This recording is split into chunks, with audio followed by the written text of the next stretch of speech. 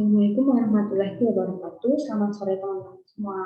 Pada kesempatan kali ini aku bakal menemani waktu ngabuburit teman-teman semua dengan sebuah bahasan yang akhir-akhir ini sering muncul di kalangan anak muda, terutama remaja muslim. Apa itu? Ya, self-love. How to love yourself as a Muslim. Bagaimana cara kita mencintai diri kita sendiri sebagai seorang Muslim. Sebelum dimulai, aku mau nanya dulu nih sama teman-teman semua. Pernah nggak sih kalian itu mengkritik dan menjudge diri kalian dengan kata-kata yang negatif? Contohnya, aduh, masa kayak gini doang aku nggak bisa sih. Masa ngerjain kayak gini doang aku harus revisi berulang kali. Kok aku kurang kayak gini sih? Kok aku kurang kayak gitu sih?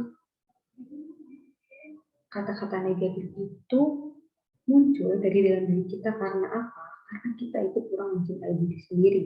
Kurang mencintai diri kita dengan apa adanya. Sebenarnya kayak gini tuh wajar terjadi ya teman-teman, terutama buat mahasiswa semester atas yang lagi hektik-hektiknya ikut organisasi, bahkan organisasi double, belum lagi tugas kuliah, belum lagi yang ikut magang, belum lagi yang ngerjain skripsi, ikut KKN. Pasti kayak gini kata-kata jelek, kata-kata negatif dari diri itu sering banget muncul karena kita melakukan beberapa kegagalan-kegagalan yang sebenarnya itu tuh wajar. Nah teman-teman, kayak gitu tuh baik gak sih sebenarnya? Tentu nggak baik. Gimana pun kita harus mensyukuri diri kita sendiri. Kita harus mencintai diri kita apa adanya. Karena apa? Karena kalau bukan kita mencintai diri kita sendiri, maka siapa yang akan mencintai diri kita? Banyak ilmuwan-ilmuwan yang mendefinisikan self-love. Ada yang mendefinisikan self-love itu sebagai bagaimana cara mencintai diri kita. Ada juga yang mendeskripsikannya sebagai bagaimana cara mengenal diri kita. Ada juga yang mendeskripsikannya sebagai cara untuk menghargai diri kita. Sebenarnya semuanya tidak ada yang salah, semuanya benar. Self-love itu tentang bagaimana cara kita mencintai diri kita sendiri tanpa kita harus melihat orang lain, tanpa harus kita mengcompare diri kita dengan orang lain, tanpa kita harus membandingkan kebahagiaan kita dengan kebahagiaan orang lain. Nah, teman-teman, self-love itu sendiri dalam psikologi penting untuk apa? Untuk mencari jati diri kita yang sesungguhnya. Karena setelah kita menemukan jati diri kita sesungguhnya, maka kita akan lebih bisa mencintai diri kita sendiri. Setelah itu, hati kita akan merasa tenang, tentram, dan menerima apa adanya dari diri kita. Sedangkan menurut Islam, self-love itu merupakan amanah dari Allah, merupakan kewajiban yang harus kita lakukan, merupakan amanah yang harus kita jaga. Mencintai diri dengan mensyukuri segala bentuk kelebihan, kekurangan yang telah diberikan oleh Allah, dan menerima segala kekurangan dan kelebihan kita. Dalam sebuah kitab Mukasyaful Qulub, Imam Ghazali mengatakan bahwa menyayangi diri sendiri itu sama dengan menyelamatkan dirinya dari azab lewat menjauhi dosa, taubat, melakukan amal saleh, dan ikhlas sebelum menyelamatkan orang lain. Secara tidak langsung, maksud dari Imam Ghazali itu sebelum kita mencintai orang lain, sebaiknya kita mencintai diri sendiri dulu dengan sempurna. Karena setelah kita mencintai diri kita sendiri dengan utuh, penuh, dan sempurna, maka kita akan lebih baik dalam mencintai orang lain. Dalam Islam sendiri diajarkan bahwa mencintai diri sendiri itu juga merupakan bentuk cinta kepada Allah. Logika sederhananya, kita nggak akan mencintai diri kita sendiri jika kita tidak bisa mencintai diri kita sendiri, maka kita tidak akan bisa mencintai Allah. Jika kita nggak berhasil mencintai diri kita sendiri dan menerima diri kita apa adanya, gimana kita mau mencintai Allah? Baik, di sini ada sebuah kutipan dari Yahya bin Mu'adz Ar-Razi. Barang siapa mengenal dirinya, maka dia akan mengenal Tuhan. Nah, beberapa cara mencintai diri sendiri itu salah satunya dengan kita nggak boleh membandingkan diri kita dengan orang lain.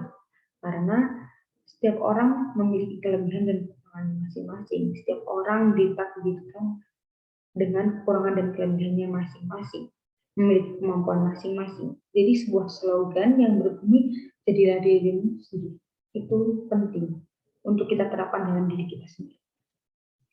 Nah, terakhir step to love yourself.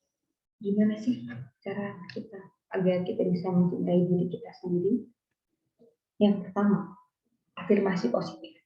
Terus lakukan kata-kata positif pada diri kita. Misal pagi-pagi kita bercermin, kasih diri kita itu afirmasi positif, kata-kata yang positif. Kita harus selalu percaya bahwa Allah merupakan sebaik-baiknya perencana. Jadi rencana Allah itu bukan rencana yang terbaik. Kita harus selalu bersyukur apapun itu keadaannya. Kita harus selalu memberi diri kita tuh memberi makanan kata-kata yang positif agar hari-hari kita juga berjalan dengan positif. Yang kedua, memaafkan diri sendiri. Gagal itu wajar. Jadi kalau kita mengalami sebuah kegagalan, bukan serta-merta kita harus menyalahkan diri kita sendiri. Kita harus belajar memaafkan diri kita sendiri karena kegagalan itu sebagian dari proses, teman-teman. Jadi kita harus menikmati setiap proses tanpa harus menyalahkan diri kita sendiri. Selanjutnya adalah bersyukur. Kita harus senantiasa bersyukur kepada Allah atas apa yang telah Dia berikan kepada kita. Kita harus mensyukuri kekurangan dan kelebihan yang ada di diri kita. Selanjutnya adalah berhenti membandingkan diri. Seperti yang sudah saya sampaikan tadi ya, kebahagiaan kita tidak bisa diukur dengan kebahagiaan orang lain. Kita ya kita, orang lain ya orang lain. Selanjutnya, me time. Banyak-banyak waktu pada diri sendiri, banyak-banyak waktu menyendiri dengan hal yang positif, melakukan hobi-hobi kita yang positif. Misalnya kita bisa mengisi waktu luang kita dengan menonton apapun yang kita sukai, dengan ikuti webinar, hal seperti itu akan membuat diri kita semakin gimana ya, kita jadi lebih kenal dengan diri kita jadi lebih memahami diri kita jadi lebih bersyukur lagi dengan apa yang ada di diri kita. Selanjutnya, healthy lifestyle. Healthy lifestyle itu gaya hidup yang sehat merupakan sebuah bentuk juga, teman-teman, sebuah bentuk dalam mencintai diri sendiri. Karena dengan kita memberikan tubuh kita asupan gizi yang cukup, berolahraga, tidur cukup, nggak begadang, itu merupakan sebuah cara agar kita mencintai diri kita sendiri. Kita nggak menzalimi diri kita sendiri. Kita tahu apa yang diri kita butuhkan, apa yang nggak baik buat diri kita. Selanjutnya, menghindarkan diri dari segala pikiran negatif. Hampir sama seperti yang pertama ya. Jadi menghindarkan diri dari pikiran negatif itu kayak nggak boleh banyak-banyak negatif thinking, nggak boleh overthinking. Apapun itu, apapun yang udah kita lakukan, apapun proses yang kita jalani, itu semua udah merupakan yang terbaik. Apa itu semua udah versi terbaik dari diri kita. Itu semua udah usaha maksimal yang kita lakukan. Jadi apapun hasilnya, kita harus syukur karena itu merupakan sebagian dari rencana Allah. Allah merupakan sebaik-baiknya perencana. Jadi kita nggak boleh negatif thinking sama apa yang Allah rencanakan. Gitu. Mungkin cukup sampai di sini aja ya pesan dari saya. Ayo, jadilah versi terbaik dari dirimu sendiri. Jangan kamu menggantungkan kebahagiaan kamu pada orang lain. Kamu harus menjadi dirimu sendiri, bahagia dengan caramu sendiri tanpa harus melihat kebahagiaan orang lain. Tanpa harus kita memberikan standarisasi diri kita kepada orang lain. Nah, teman-teman, saya rasa cukup sampai di sini perjumpaan kita. Sampai jumpa di Adset Ramadan Talk episode berikutnya. Tetap sehat, semangat puasanya sampai Lebaran nanti, jaga diri, jangan lupa minum yang banyak ya. Jangan begadang dengan ini, jangan kalian itu membuat diri kalian menjadi membebani diri kalian gitulah intinya seperti itu. Apalagi untuk mahasiswa semester akhir nih, janganlah terforsir untuk ngerjain tugas-tugas sampai malam. Kalian harus tahu caranya manajemen waktu. Nah, cukup sekian dari saya. Maaf jika banyak salah kata. Saya akhiri. Wassalamualaikum warahmatullahi wabarakatuh.